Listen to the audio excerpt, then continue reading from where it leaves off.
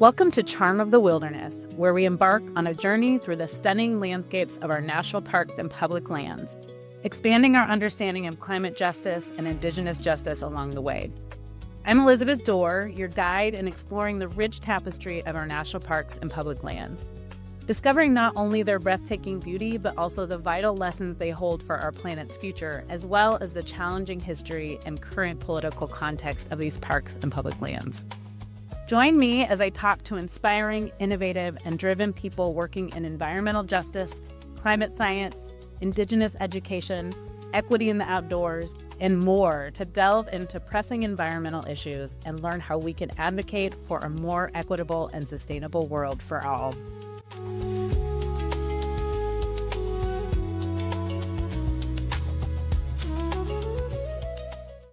Hi, everybody. Welcome back to the Charm of the Wilderness podcast. I am excited today to talk with KangJae Jerry Lee, who is an assistant professor of parks, recreation, and tourism at the University of Utah. He's a social and environmental justice researcher who uses his research and teaching activities to promote positive social changes. His research has focused on social and environmental justice issues in parks, outdoor recreation, tourism, and sport, and the relationship between leisure participation and subjective well-being. And I found out about him through an article written for the University of Utah about his research on diversity in the national parks. And he has a recent book that also addresses this as well, called Violent and Verdant: Systemic Injustice in Public Parks in the U.S., that was published last year.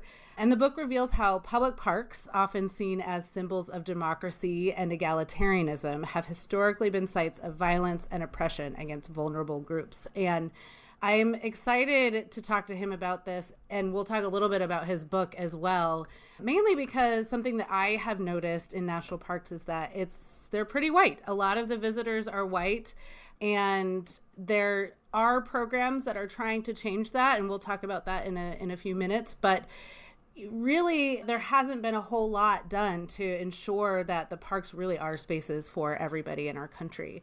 So welcome, Jerry. It's really good to see you and to talk to you today. Thank you so much for having me. Awesome. Well, let's just get started by having you tell me generally about your research and how you got interested in the topic of environmental and social justice in outdoors recreation. Sure. So why I'm interested in these topics? My research primarily focuses on social and environmental justice issues in parks and outdoor recreation, such as who has access to parks, who has been excluded or disenfranchised from parks, and who built these places for recreation and for what purposes. So I tended to see things more critically and try to identify, expose, and perhaps challenge the systems of oppression or violence. How I got into this research topic? Oh, that's a good question. To make a long story short, I think it has a lot to do with my personal background. I was born in South Korea, but my family moved to Japan when I was 5 years old. And the first language I learned is actually Japanese instead of Korean. And I came to the U.S. for my graduate education in 2006. And since then, I have been living in 4 different states. And so you can see that these life experiences, I have met or worked with people from many different cultures and different backgrounds. Through those type of experiences, I observed or directly experienced cultural conflict, discrimination, and racism. So I have always interested in these topics: group dynamics, power, stereotypes, bias, and things like that. And then during my graduate training, as I immersing myself in this body of literature on outdoor recreation, public parks, and tourism, and I started to recognize this pretty clear and consistent pattern of injustice against people of color and vulnerable groups, particularly within the context of public parks. So I remember specifically I was reading this book called Racist America, written by Dr. Joe Fagan, the well-known sociologist. And I still remember this anger and frustration from reading that book and learning more about the racial discrimination that has been committed against African Americans and other people of color.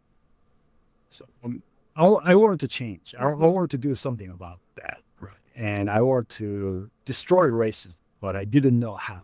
So at that point, I decided that I would, for the rest of my life, I would commit to the people. I tried to alleviate this injustice, and I devote myself to the people who have been discriminated against and marginalized. And yeah, that was the defining moment for my career path. And since then, I tried to use my research and teaching to sort of promote positive social changes. That's great. So that's a brief overview, but if I have to speak jokingly, since my research focus is more like the depressing side of the story, I started with the racism, but then it expanded into other depressing stuff such as capitalism, colonialism, sexism, elitism, because racism intersects with all of these things. Yeah, it's all interrelated. Yeah, absolutely. Yeah. So I get to teach and research these depressing stuff.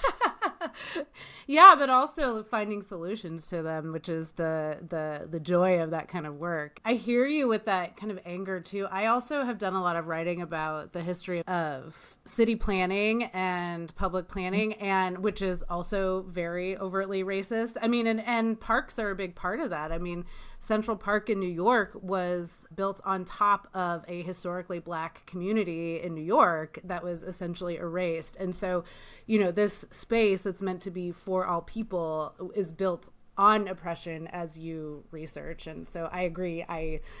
It does make me so angry because we live in these spaces where green space is like it's a balm, but it's not available to everybody, and they were created on the backs of other people. So yeah, sure. Yeah.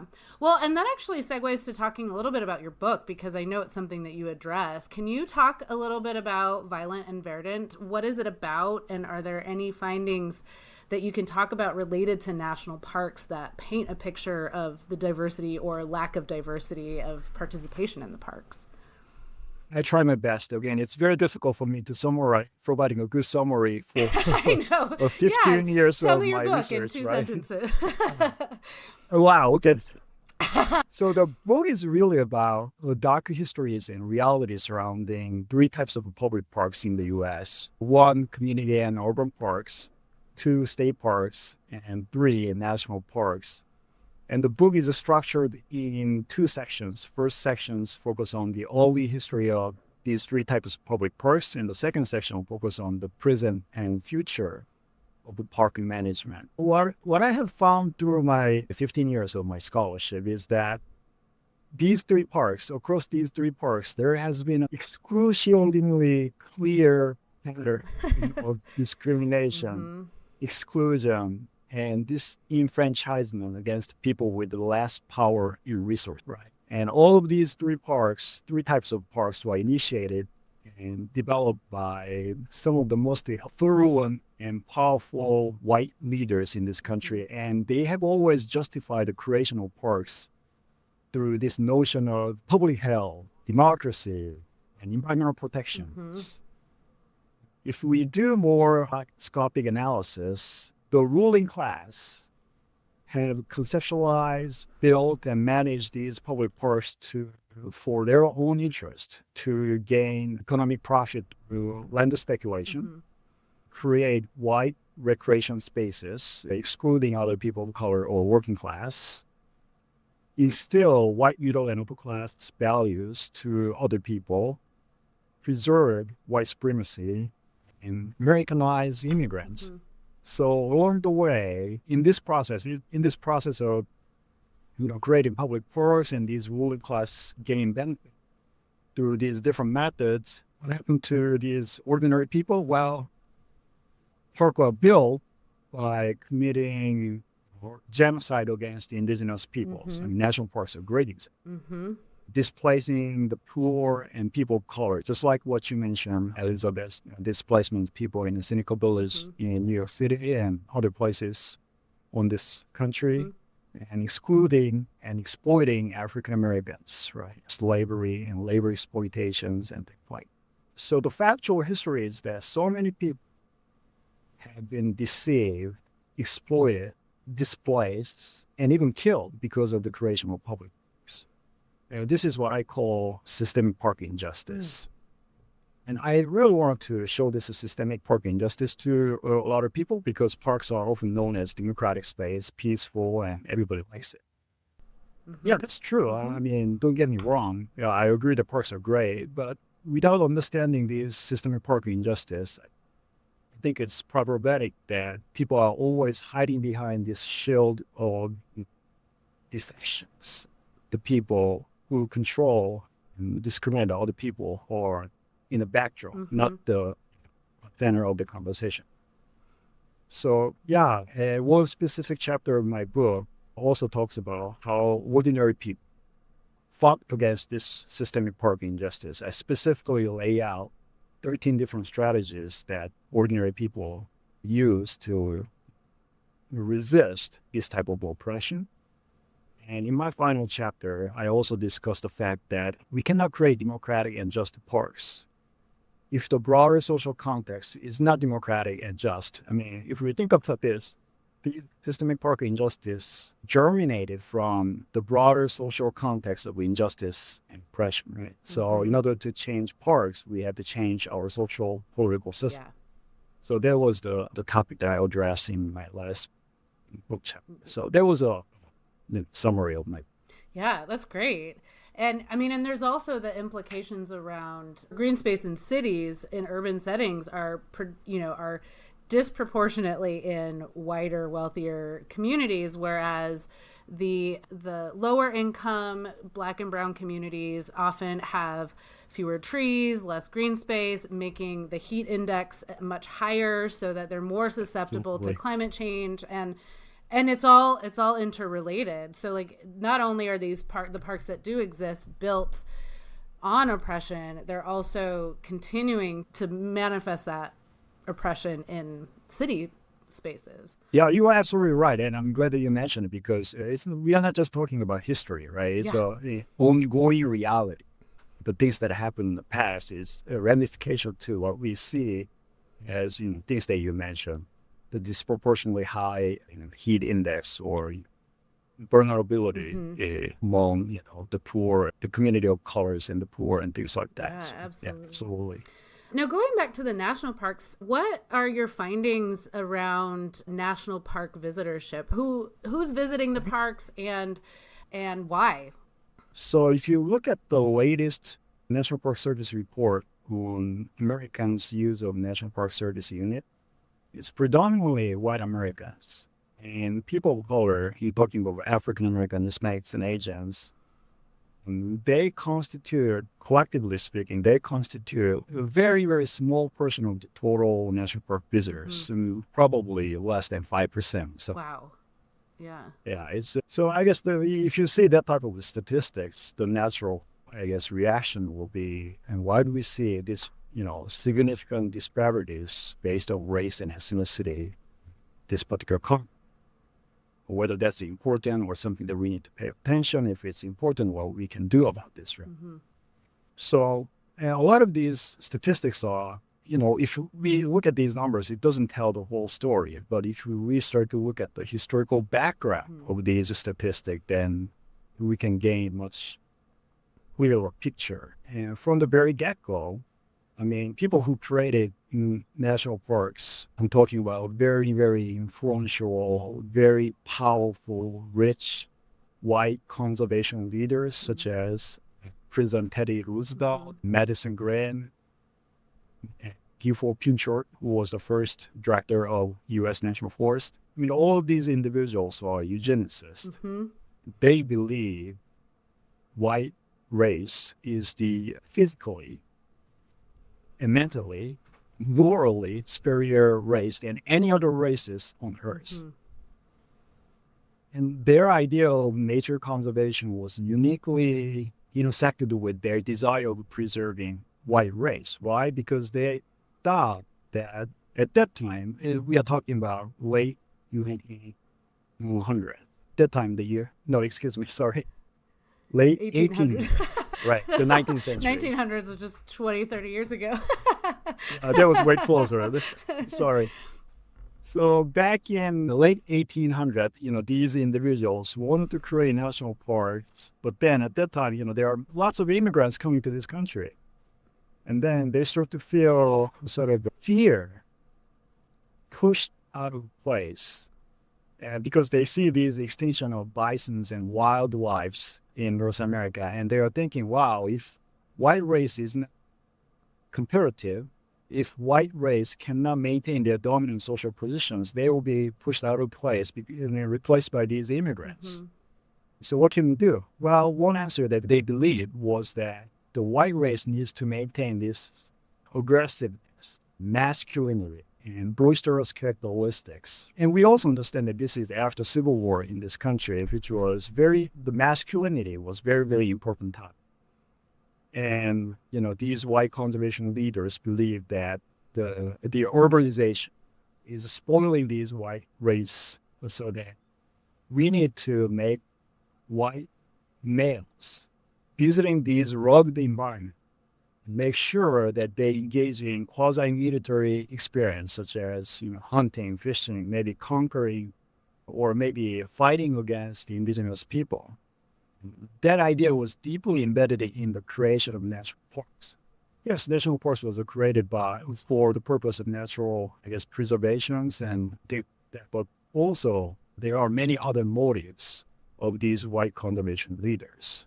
So to make a long story short, from the very get-go, national parks were not really created for it. And people really the park leaders really wanted to create this context for a specific group of individuals. And because of that, for a lot of people, such as indigenous people, indigenous people are the people who inhabited these land of national parks previously. So they are pushed out of place. And the African Americans are not allowed to visit these national parks once parks are created up until 1960s and 70s. Well, national parks tried to remove racial segregation during late 1940s, but the local sort of resistance, particularly from the South, was so strong. So, yeah, and the stage was set for segregation already. So that what kind of efforts have been made recently to bring people that aren't white, to welcome them to the parks? What kind of work has been done to do that, if any? One of the ones that we've talked about before, that you and I talked about in a previous conversation, was the Every Kid Outdoors program, where every fourth grader is eligible in the U.S. is eligible for a free national parks pass, which on its surface seems great, but it's worth $80, which is nice. But then you have to find a place to stay, and you have to get there, and you have to do all of the things that it's kind of this. There's so many other steps that are missing, and there's only like 300,000 people that take advantage of that, and these are probably the people who would pay for the pass anyway. It might have just encouraged them to go that year. So are there any programs like that, or some that actually may have worked in the way that they're intended to? Right. So not only National Park Service and many other nonprofit and environmental organizations have made a significant effort to change the demographic of National Park visitors. There have been some success, in my opinion, and a lot of these programs are geared towards younger generation. Because the idea is that if we teach kids how to enjoy and appreciate natural environments, then it's likely that these kids growing up and becoming adult, they will continue to appreciate nature, right? So the importance of education, so to speak.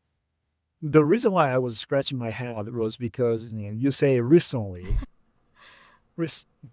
Well, in the past few years, it's going backward. Prior to 2016, maybe we'll say that. Some of the programs focusing on kids and youth, after-school programs or some other things, and then National Park Service as agency, they try to diversify workforce. They try to recruit more people of color, and they work to see more people of color in managerial positions instead of a frontline staff. And then also they want to create programs that are more, I guess, culturally relevant to the diverse group of people. What I mean by this is that traditionally, the way outdoor recreation has been defined, legitimized in this country is very Eurocentric, individualistic ideas, primarily focusing on explorations, conquering this loved environment, emphasizing this privacy, or maybe a few individuals. The empirical study is showing that people of color have a very, very different way of enjoying nature. They tended to emphasize relationship building, so that they tended to visit these places with their friends or family, so their group size tended to be much bigger than white Americans. And then type of activity that they engage in is a little bit different from white Americans. Yeah. That's so interesting. That's something I hadn't thought about. Just the way people visit places is going to be different. And I mean, I feel like everybody could benefit from kind of a wider variety of opportunities to visit these parks, having them be, you know, spaces for family reunions, or like creating that environment that does make it more welcoming. And there's so much opportunity with the national parks too, because one thing I you know, just the accessibility in general, I'm not thinking about like, I'm thinking more physical accessibility, and that you don't have to be a super hiker to enjoy and experience the national parks. I mean, you don't have to have the kind of athletic mobility of a backcountry outdoors person, and you could be in a wheelchair and experience it. And so there's so much opportunity for diversity of mobility and experiences in the outdoors, and it's like such a great place for people to experience the outdoors for the first time. That it's a shame that history has created the situation where they don't feel welcoming to everybody. And I mean, now we're kind of moving into the current day of like, now that's even more so, especially with accessibility to foreigners. People who aren't residents of the US are having to pay more, and that is an issue. But also we're seeing the erasure of Black and Indigenous history and culture, and discussions of climate change from National Park Service sites. Although it's been really encouraging to see these being contested in court and winning, so that is, you know, creating a precedent that we'll hopefully continue to see. But, you know, you and I were talking about this before, is that this is all related to these national parks always being political spaces. They've never not been political. And so can you talk about that a little bit more? Not just national parks, but the outdoors, nature, the environment, all political. Yeah, absolutely. I mean, many people believe that public parks are democratic and welcoming spaces, and it's got to be politically neutral, or or taboo to talk about these things. I don't necessarily agree with that. I think public parks, or public space in general, have always been the place where greed, power, and control of the dominant groups are expressed through regulations or rules, or you have to do this in the parks, and also contested, as you mentioned, right? Some people challenge these rules, and some people argue that this is not right. You know, going back to Central Park, you mentioned when first park designers, and they created these rules that you cannot do any sports activity within the park, Central Park. Why? Because couldn't do any sports activities? No wow, sports. I didn't know that. Yeah, so Frederick Law Olmsted, he was a co-designer of the park, and he was also the first superintendent of the Central Park. He created these specific rules about how people should use Central Park in sports activities. Any vigorous physical activities are prohibited in the park, because he believed the park should be viewed as a piece of art. So when you go to a museum, when you appreciate these arts, paintings, sculptures, and you have to be quiet, you have to observe these beautiful, human achievements in a distance. So that was his idea. Even though at that time in New York City or nationally, there was a baseball boom. A lot of working class individuals wanted to play baseball. Olmsted saying, no, you can't do this because that's not how it's supposed to be. So that's not how the park should be used. I did not know that. It's interesting, too, because the Olmsteds have been involved so much in segregation through urban planning. Was it Frederick Law Olmsted was one of the commissioners of the National Parks Service as well? And so I had read, I have an interview with a couple of folks about fire in the national parks, and he is a similar thing, a very specific idea of fire essentially being vandalism of national parks. And so he helped frame, the really bad management of fire and the Forest Service in national parks. And then also he was also involved in the Homeowners Loan Corporation, I believe, which has created the redlining maps and all of that. And so we grew up as a white American hearing the story of Central Park and really lauding it. And also the park where I grew up in Spokane, Washington, my parents live near a park that was designed by the Olmsted brothers. And we always, I always kind of bragged about that. And then now, as I hear the history and kind of the amount of harm that was created by these men, it makes you really rethink these spaces in different ways. Yeah, absolutely. I guess our histories are really complex. Currently, there is a greater movement in this country to only tell the one side of its history, right? Yeah. I mean, that's really difficult for me to watch because, well, some people argue that that's for patriotism, that's for love for this country. Yeah.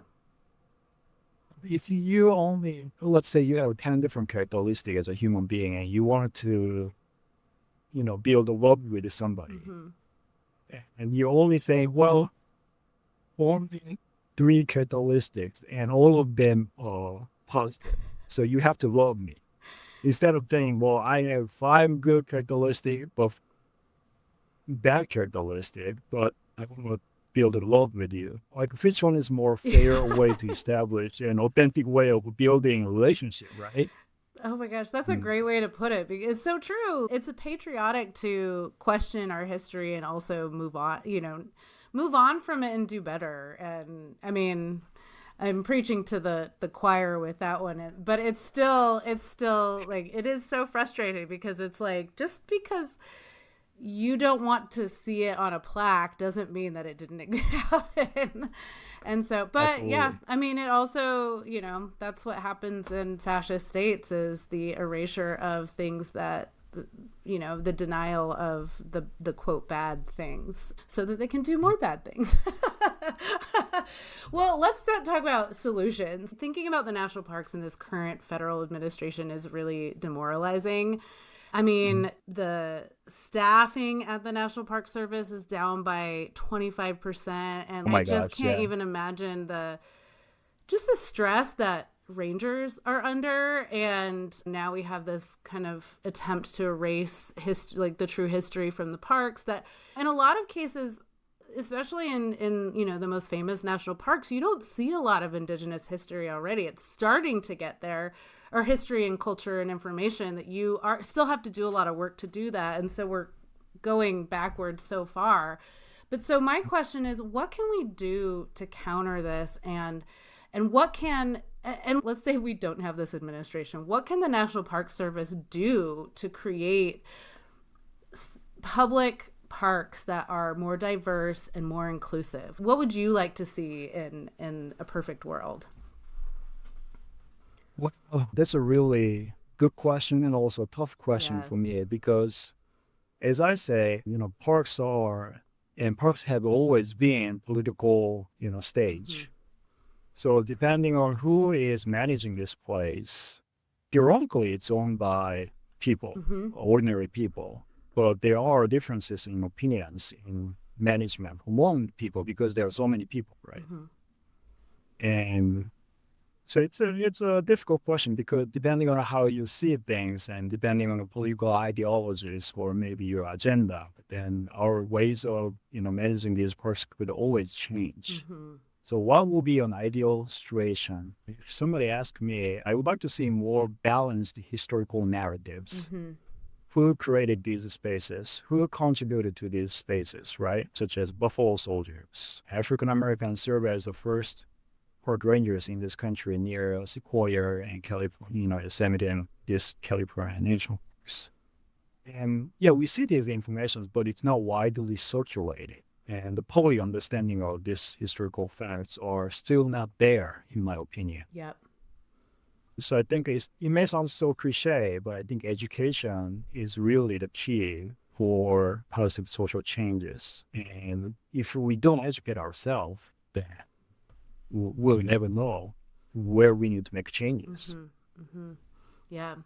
Yeah. I mean, I think we need to do a lot as visitors to the parks to really learn about them, not just for the beauty that they possess, but the history. They do have history. And I think a lot of it too is kind of unlearning this pristine myth narrative that these were pristine wildernesses uninhabited by people. And that is wrong. That's a myth, and that's harmful because it erases the existence and history of indigenous peoples who actually stewarded the land, who created space where ecosystems thrived, where they could harvest food and they attracted wildlife, and that myth is harmful, and we need to do a lot to counter that in our own experiences. Yeah, absolutely.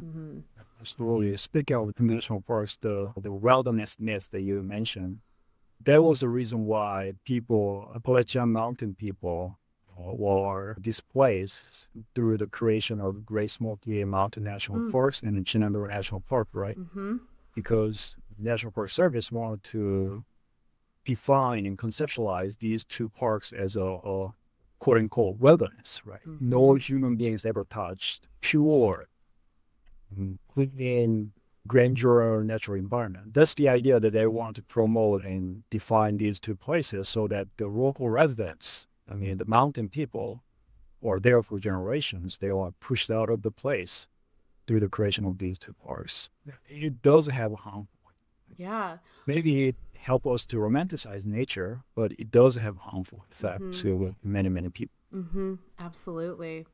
Yeah, and it's wild also to think about how they intentionally did that. The founders knew that people lived there and basically forced them out, creating this space, the narrative that they wanted to tell in a very intentional way. And we have to be intentional about kind of clawing back that narrative and being a part of understanding it. Is there anything else you think that listeners should hear about, or anything else you wanted to talk about?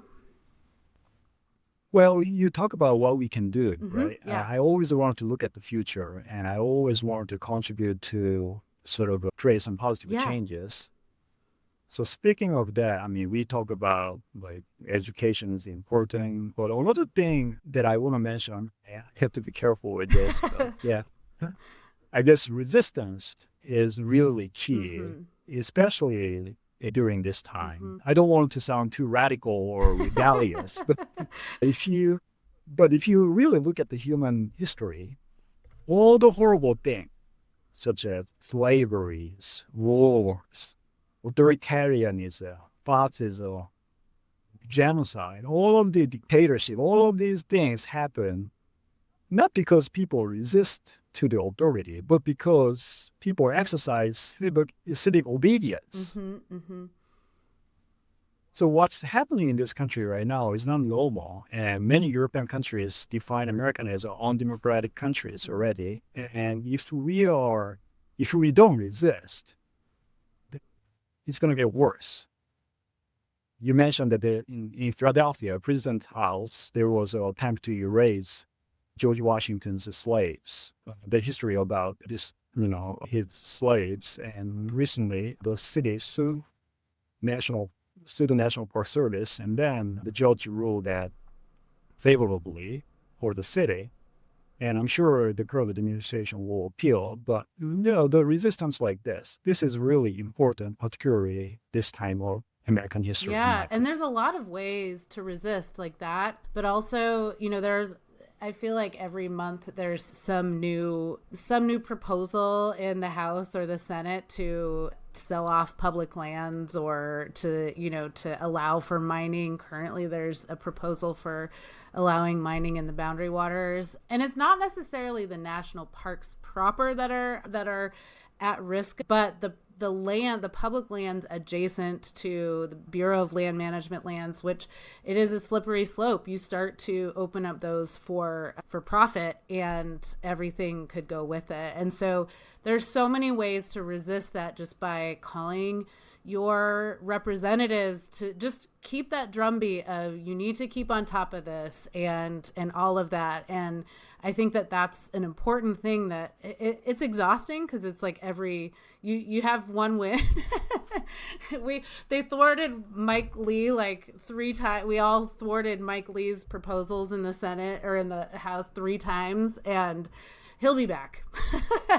We just have to keep watching and keep, and that's the whole point. But yeah, and also looking closely at where you live, like where are the public lands where you are and that you can be a part of protecting. I know that here in the Columbia River Gorge, there's land that is being proposed to be developed, and specifically developed for a data center. So that is going to take a lot of resources from the natural elements. And so, yeah, I agree. I think we're in a moment where we can't sit by and watch. We have to get involved in some way, for sure. Yeah. Absolutely. Well, Jerry, it was a pleasure talking to you. I'm so glad we got to talk about this. I think that it's so important that this is a subject of study. Like you had told me before, you're one of very few people who actually study diversity in nature. And I think that is so essential that this body of research grows so we know what to do and how to be better. And I think our environment is going to be better off if more people can have access to them. Yeah. I think our environment will get better by your podcast and making sure that this type of knowledge is disseminated broader audience. So thank you for doing this. Yeah, and thank you for having me. It's my pleasure. I've really enjoyed it. So thanks so much for coming.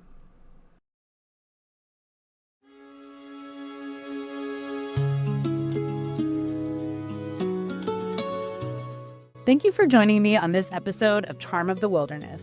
I hope you felt inspired to appreciate the richness of our public lands and national parks and the vital role they play in the climate justice movement.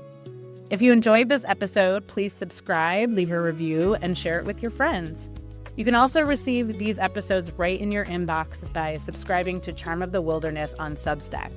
Together, we can raise awareness and foster a deeper connection with nature and each other.